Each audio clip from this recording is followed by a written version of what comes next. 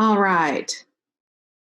So today we are going to create this wonderful Joyner Lucas album inspired creation. So this is all about skill building.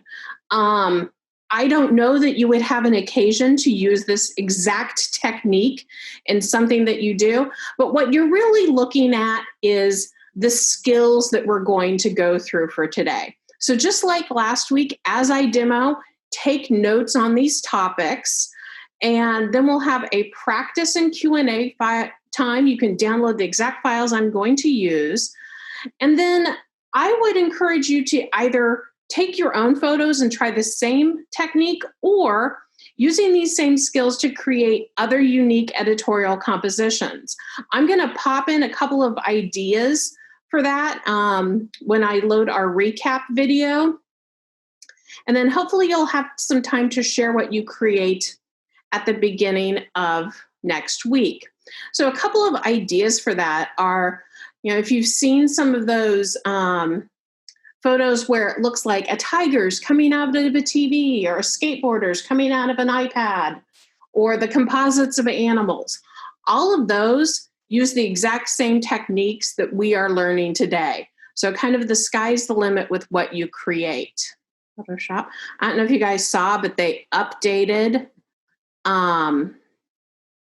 Photoshop, and I could not be more excited about the fact that the icons actually all match each other. It was my annoyance that some of the old icons were round and some of them were square, and the color stories didn't always match up.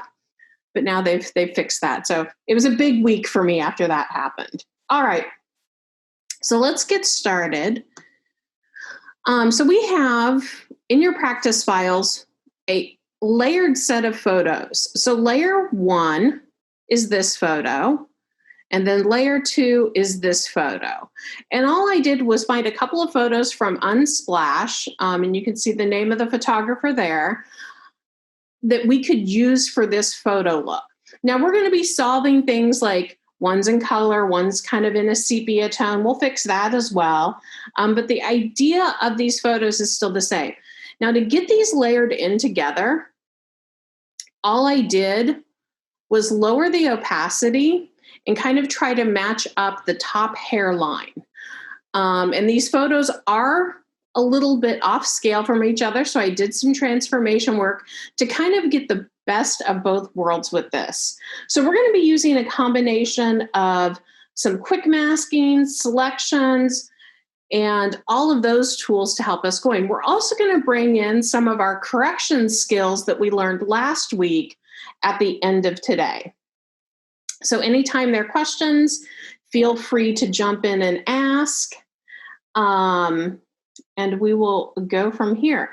So I'm going to begin on my top layer, which is my hands layer, and I'm going to do a quick selection of these hands. So I'm going to grab my quick select tool. So if you're looking in your toolbar, your quick selection is this brush with a circle.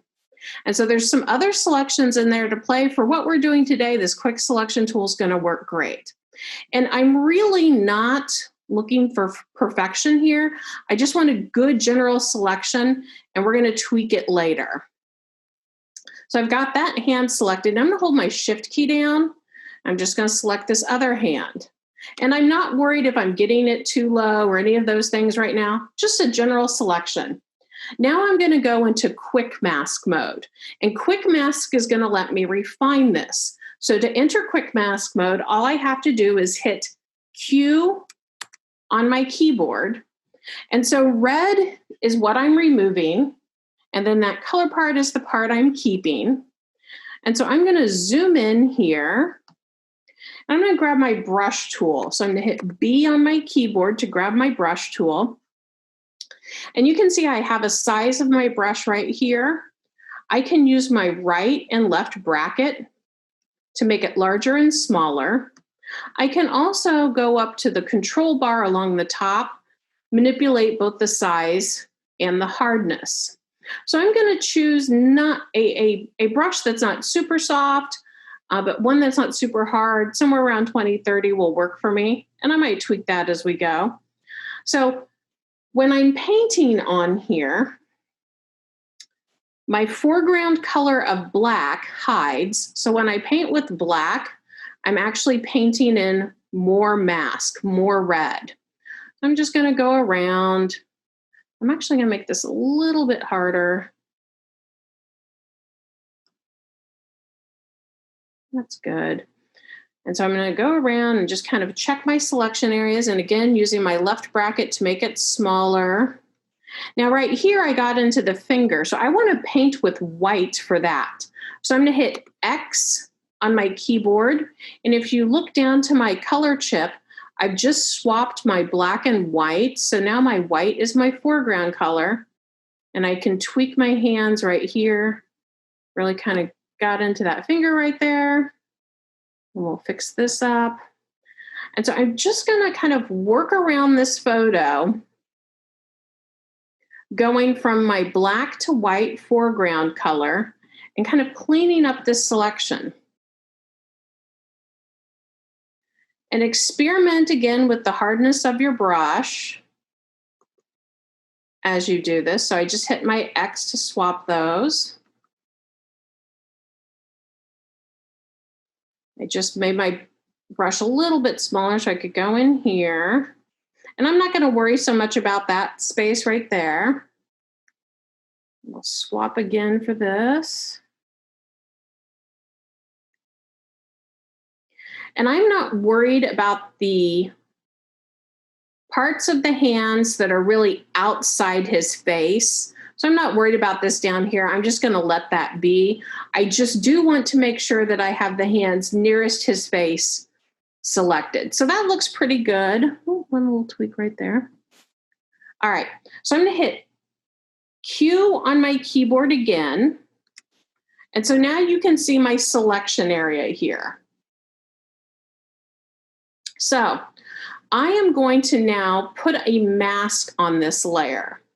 To do that, in my layers panel, I'm going to come down here and I'm going to click this little white rectangle with the black circle. And that's going to add a layer mask. And you can see, if we zoom out, we basically now have these floating hands. Things are going to look pretty weird here for a while. Stick with me.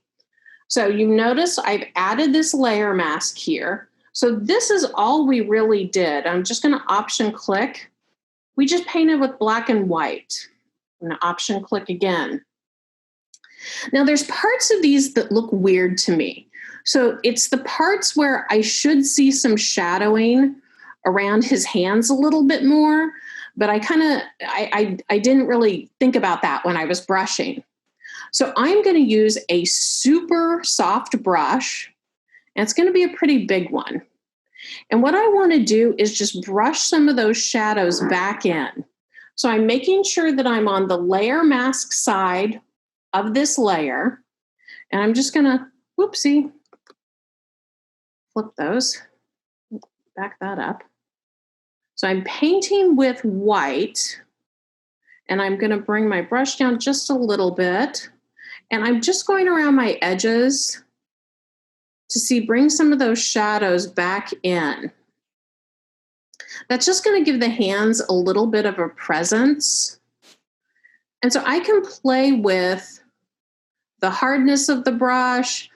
It might be a good idea to experiment with painting with gray here and just bring back a little bit of a shadowing there, okay? And that's gonna, right now the colors look pretty weird, but we're gonna fix those at the end. So I'm pretty happy with that. So I brought some of those back. Now I am going to turn this layer into a smart object. So we mentioned smart objects last week. So one of the things that smart objects lets us do is additional transformations. We used smart objects last week when we were going into our camera raw filter to edit things. So to turn this into a smart object, I'm just going to control click on that layer and go to convert to smart object. So now you can see I just have my hands there. I don't have the rest of that image there. Now I'm actually going to hide that layer because I want to come down here and I want to select his face. And his face is going to help us get the rest of those hands that we don't want in there gone. So I'm going to grab what's known as my Curvature Pen Tool. So there's a series of tools underneath this pen tool, and we're going to specifically use the Curvature Pen Tool for this. So you're going to select that, and you want to make sure up here in the control bar that you're doing a path. Make sure you don't have a shape selected. And so we're just going to click around his head. And this does not need to be perfect. We can tweak these points later. We just want to get the outline of his face. And there's going to be parts here where I know his hair is, but I'm still going to go where I think like that hairline would be. And when I get back to the beginning, notice when I mouse over that very first point, I get a little circle next to my tool. That means I'm getting ready to connect those. And you do want to connect those points. You know you're all connected because all of your points will turn blue. Now I can edit these. So I can, if I want to add additional points, I can add additional points. And I can move these points. So I just click on them and I can move them in and out. If I added a point that I don't want, I can click on it and then hit my delete key to remove it. So I'll just go around, tweak a couple of these, and that looks pretty good to me. So now that I've got all of this selected, I am going to create a group and do what's called a layer mask in this group. So over here, I'm going to hit my folder, which is going to create a new group. Now, right now, this folder is just going to be created at the top of this group. So right there, nothing is inside. I don't have anything selected. I just have a group. Now I'm going to select that group. And while holding down, so I just have that group, there's nothing in it yet. While I'm holding the Command key down, I'm going to click my layer mask. That has created a vector mask. So if you look there, you can see now that group has the shape that I pathed out selected in there. So I'm going to select my hands, drag that into the group. Ta-da! So that's a couple of different steps there, but the key is you put that group at the top, it becomes that layer mask, and you can see now my hands are nicely masked in there. Now, if we look, I'm getting some really hard edges here that aren't that attractive. So with this group selected, I can modify this layer mask a little bit. So all I want to do, I'm going to expand this out. Here in my properties panel, and again with that mask selected, I can feather that mask. And so you can see how that's just feathering those edges just a little bit. And that helps it not have as harsh of an edge. So that's in our properties panel right there. Now we're going to add a black and white layer adjustment on top of everything, just like we did last week. So I'm going to go up to my adjustments panel, click on black and white. I'm going to make sure this is at the top of my stack. There we go. And so already, that's helping bring some consistency into this image.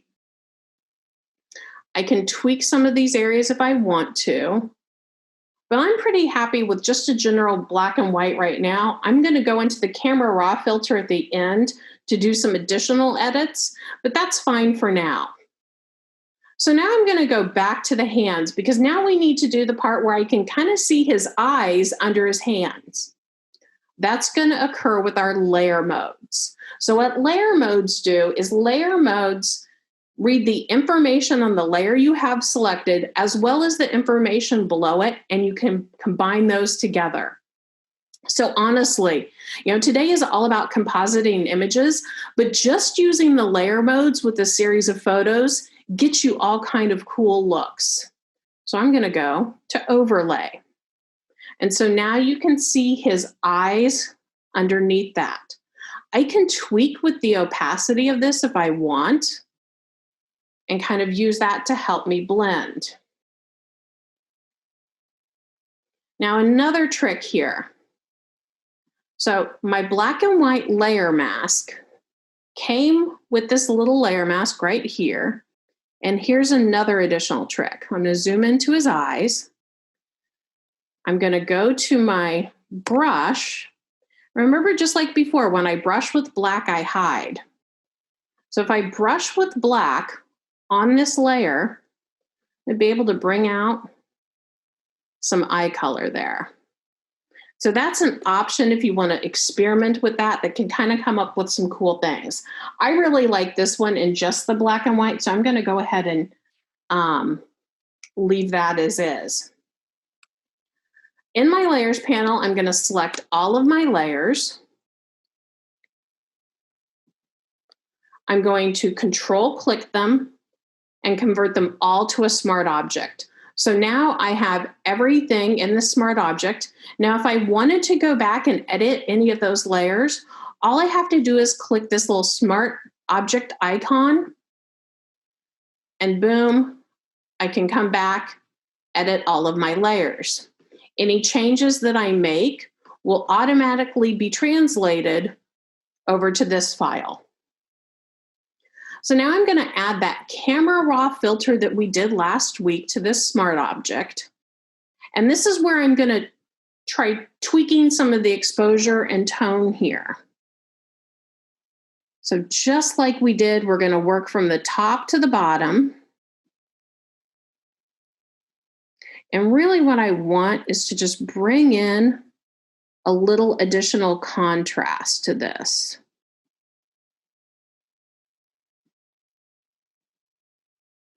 So that's my before, that's my after. I just made things pop a little bit. I'm going to hit OK. So that is the full edit for the inspired album cover look. So we'll be over here in our Spark to start. Okay. So I will add our full recap for our session today. Definitely watch that recap and play with it.